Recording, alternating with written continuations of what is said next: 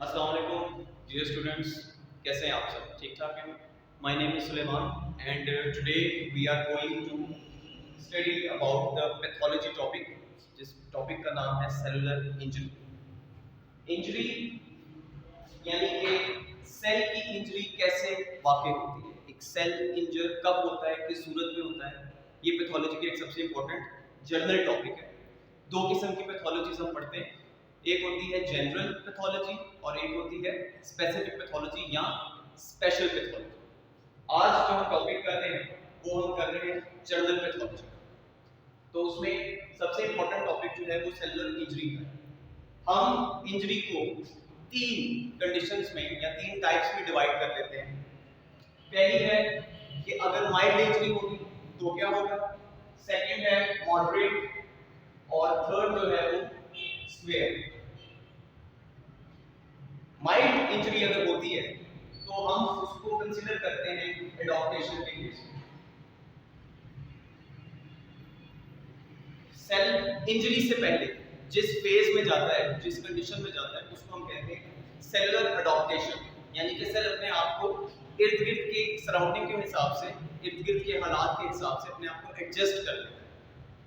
अगर injury moderate हो रही है तो हम उसको कंसीडर करते हैं रिवर्सिबल इंजरी के नाम से।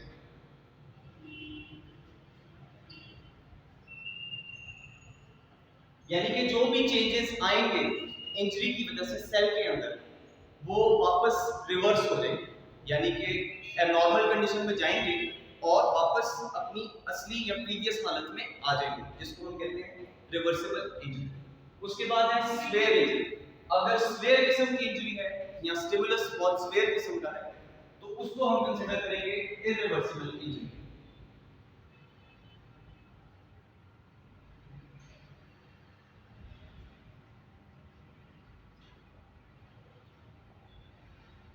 इरिवर्सिबल इंजरी से मुराद ये है कि ऐसे चेंजेस सेल के अंदर आ जाना जो वापस रिवर्स ना हो सके। सेल जब नॉर्मल कंडीशंस में जाएगा तो वापस अपनी असली हालत में नहीं जा पाएगा, उस इंजरी को हम कहते हैं इरिवर्सिबल इंजरी। तो हम अपनी आसानी के लिए इंजरी को तीन कंडीशंस में डिवाइड करते हैं।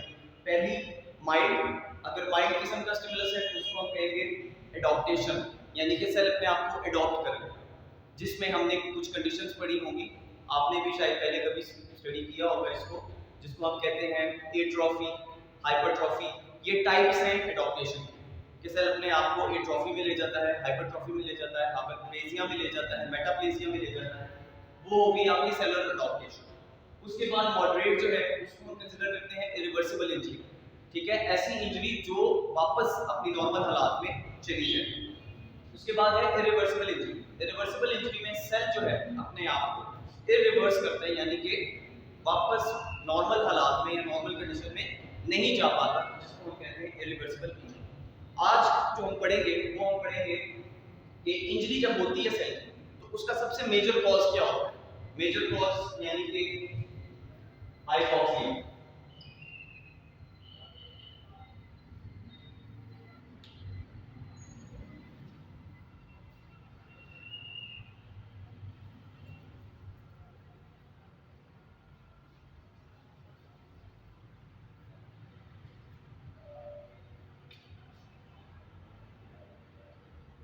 सेलुलर इंजरी नाम से जाहिर है कि सेल जब इंजर होता है तो क्या हो, उसका मैकेनिज्म क्या हो। तो आज हम पढ़ते हैं मैकेनिज्म।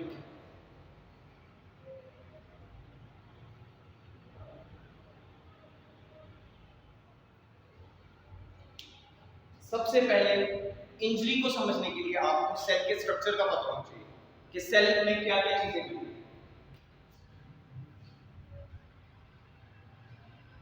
ये आपका सेल हो गया, न्यूक्लियस। ये आपका ईयर यानी एंडोप्लाज्मिक रेटिकुलम, इसको हम कहते हैं न्यूक्लियस। इधर आपको छोटे छोटे से राइबोसोम्स मिलेंगे। ये आपकी सेल मेम्ब्रेन कहलाएगी।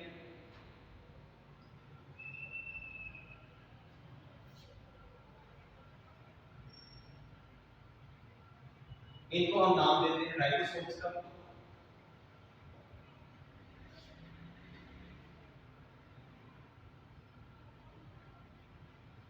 और इसको हम कहते हैं माइटोकॉन्ड्रिया।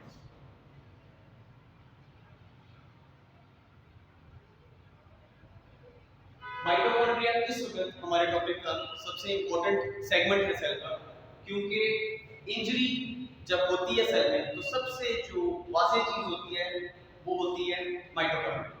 आपको पता होना चाहिए माइटोकॉन्ड्रिया को हम कहते हैं powerhouse of the cell, यानी कि जितनी जिस्म को हमारी बॉडी को एनर्जी रिक्वायर्ड होती है वो माइटोकॉन्ड्रिया हमें प्रोवाइड करता है। क्यों? क्योंकि आपने पढ़ा होगा मैट्रिक में या एफएससी में कि एटीपीज जनरेट होते हैं। एटीपीज जो है किधर जनरेट होते हैं? वो सारे माइटोकॉन्ड्रिया के अंदर जनरेट होते हैं। आपकी रिस्पायरेशन का जो प्रोसेस है, सांस लेते हो, ऑक्सीजन अंदर जाती है, क्या होता है? ग्लूकोज टूटता है और उसकी वजह से जो है वाटर, कार्बन डाइऑक्साइड और एटीपीज आपको मिलते हैं। ये एक बड़ा इंपॉर्टेंट केमिकल रिएक्शन था जो आपने मैट्रिकुलेशन में भी पढ़ा होगा, एफएससी में भी पढ़ा होगा और ग्रेजुएशन लेवल में भी पढ़ा होगा। क्रिब्स साइकिल के बारे में आपने सुना होगा, पढ़ा होगा। तो क्रिब्स साइकिल में क्या होता है? क्रिब्स साइकिल बेसिकली सारे रिएक्शन को कहते हैं जिसमें ग्लूकोज टूटता है ऑक्सीजन की मदद से और वाटर, कार्बन डाइऑक्साइड और एटीपीज देता है। एटीपीज की फुल फॉर्म होती है एडेनोसिन ट्राइफॉस्फेट। अच्छा, अब हम आते हैं मैकेनिज्म पे कि भाई एक सेल में इंजरी कब होती है, क्यों होती है। हमने एक इंपॉर्टेंट एक रिएक्शन पढ़ा था, यानी कि अगर ग्लूकोज को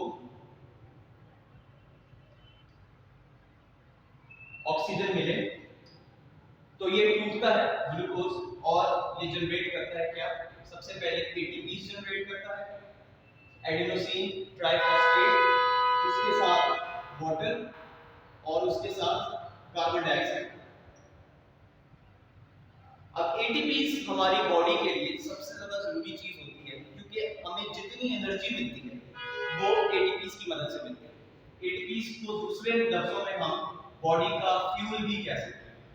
जैसे आप गाड़ियों में, बाइक्स में पेट्रोल का इस्तेमाल करते हैं, ईंधन का इस्तेमाल करते हैं, ऐसे हमारी बॉडी को इस ईंधन की जरूरत होती है जिसको हम एटीपीज कहते हैं। इसी तरीके से सेल के लिए सबसे इंपॉर्टेंट जो एनर्जी मॉलिक्यूल्स होते हैं उनको एटीपीज कहा जाता है। इसका दूसरा नाम हो सकता है एनर्जी कैरिंग मॉलिक्यूल्स। वो मॉलिक्यूल्स जो एनर्जी कैरी करते हैं और सेल की जितनी काम होते हैं, जितनी एक्टिविटीज होती हैं वो एटीपीज पे डिपेंड करती है। ठीक हो गया? अच्छा, अब सेल की एनर्जी जो होती है कम कब होती है? अगर ऑक्सीजन की कमी वाकई हो जाए, ठीक है, अगर ऑक्सीजन की कमी वाकई हो जाए या किसी ऑर्गन को जो है ऑक्सीजन कम मिल रही है तो उसकी वजह से सेल इंजरी में जाता है। हम इस ऑक्सीजन की बात करते हैं। फॉर एग्जाम्पल हम एक ऑर्गन लेते हैं,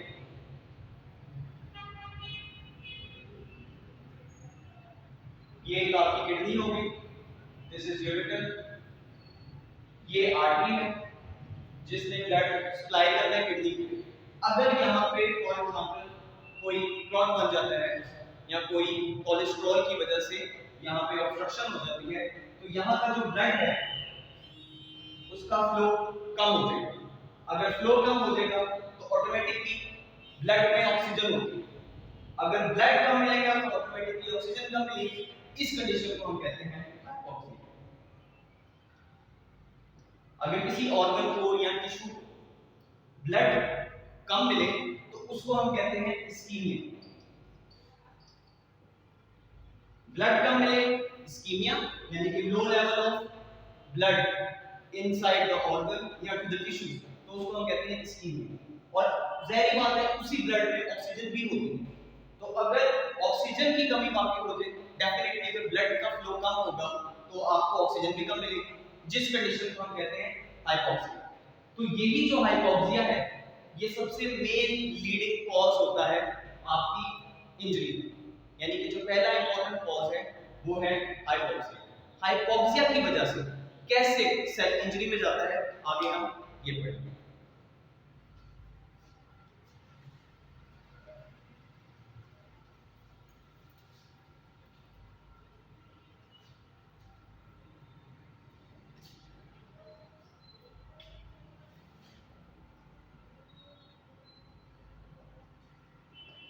हाइपोक्सिया मतलब ऑक्सीजन की कमी वाकई हो जाए किसी भी ऑर्गन को।